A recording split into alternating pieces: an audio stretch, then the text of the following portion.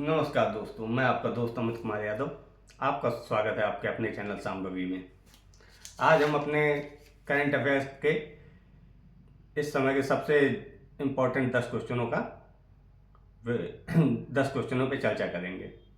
उन क्वेश्चनों को हम ऐसे ही भाषा में समझाएंगे कि यदि वह क्वेश्चन आपके एग्जाम में आए तो तुरंत ही क्लिक हो जाए।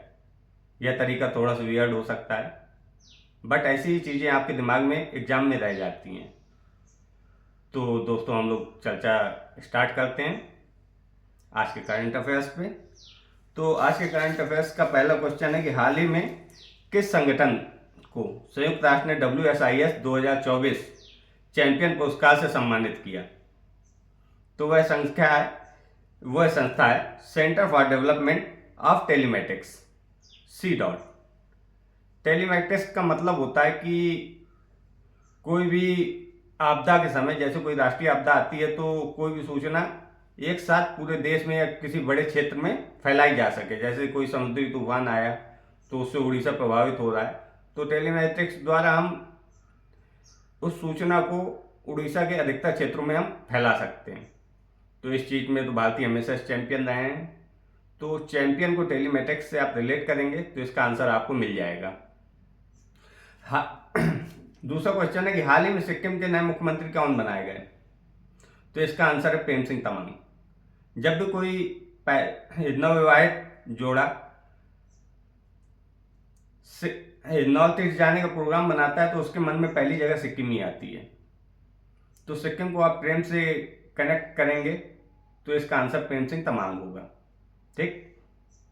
तीसरा क्वेश्चन है कि हाल ही में अभिलेखागार दिवस कब मनाया गया? तो इसका आंसर है 9 जून। अभिलेखागार ऐसी जगह होती है जहां रिकॉर्ड रखे जाते हैं। जहां भी रिकॉर्ड रखे जाते हैं उस जगह पे अनधिकृत व्यक्ति को जाने के लिए 9 जून होता है।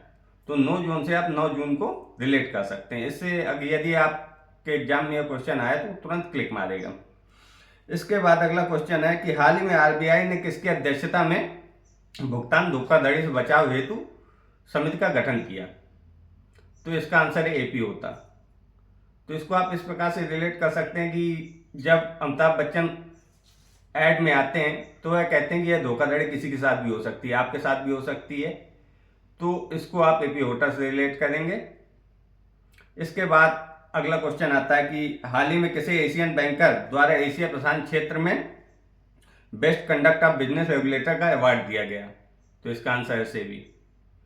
तो एशियन बैंकर द्वारा जो ये अवार्ड सेबी को दिया गया वह सच में सराहनीय कदम है, क्योंकि सेबी एक ऐसी संस्था है जो अपने रेगुलेशन के द्वारा सबको टाइट रखती है। नहीं तो शेयर मार्केट में FII DII या बड़े प्लेयर आम लोगों के पास पैसा बचने ही नहीं दे। आपको शायद मालूम नहीं होगा, बट हम सब लोगों का अंतोगत्वा पैसा जाता शेयर मार्केट में ही है। चाहे वह टैक्स के रूप में, यदि हम कोई चीज़ खरीदते हैं तो वह कंपनी भी लिस्टेड होगी, नहीं लिस्टेड होगी तो किसी न किसी से एसोसिएटेड होगी। हम लोगों का अब तो NTS आ गया है नए हम लोग कर्मचारियों के लिए, वह पैसा पूरा शेयर मार्केट में लगता है और सरकार भी शेयर मार्केट में पैसा लगाने के लिए प्रोत्साहित करती है। तो सेबी जो भी कानून बनाता है, कड़े कानून बनाता है, वह इतनी बड़ी अर्थव्यवस्था को संभालता है। तो यदि एशियन बैंकर द्वारा सेबी को यह पुरस्कार दिया गया तो सेबी इसकी हकदार थी। अगला क्वेश्चन, हाल ही में 3 बार शपथ लेकर नरेंद्र मोदी ने किस प्रधानमंत्री की बराबरी की? तो भाजपा के नेताओं के भाषणों में हमेशा जवाहरलाल नेहरू का नाम आता है, वहीं से तुलना की जाती है। तो आज प्रधानमंत्री नरेंद्र मोदी ने तीसरी बार शपथ लेकर जवाहरलाल नेहरू की बराबरी कर ली। इसको आप जवाहरलाल नेहरू से रिलेट करेंगे। हाल ही में संयुक्त राष्ट्र द्वारा किस राष्ट्र को ब्लैक लिस्ट में डाला गया? तो इसका आंसर है इजराइल। इजराइल के ऊपर जब आक्रमण हुआ तो इजराइल ने फिलिस्तीन पर आक्रमण करके उसका आधा हिस्सा लगभग ब्लैक कर दिया। इसको आप ब्लैक लिस्ट को इजराइल से आप रिलेट कर सकते हैं। इसके बाद है कि हाल ही में किस भारतीय ने हेलबोर्न नेकरअप 2024 ATP चैलेंजर टेनिस टूर्नामेंट को जीता, पुरुष एकल को जीता? तो इसका आंसर है सुमित नागपाल। तो जो सांप होते हैं, नाग होते हैं, उनको कुछ भी अब करने की आवश्यकता नहीं होती, क्योंकि वे सरिसृप होते हैं, उनको नेका से मतलब है, नाक से मतलब है। तो नेकर आपको आप नागपाल से रिलेट करेंगे तो वह सुमित नागपाल हो जाएगा।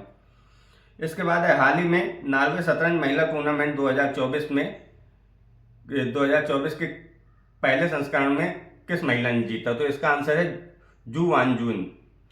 तो वान जून को आप, चूंकि ये प्रतियोगिता जून में हुई है तो वान जून को आप जून से रिलेट करेंगे, इसका आंसर मिल जाएगा आपको। अल्टीमेट फाइटिंग चैंपियनशिप लुइस विले में किस भारतीय महिला फाइटर ने जीता?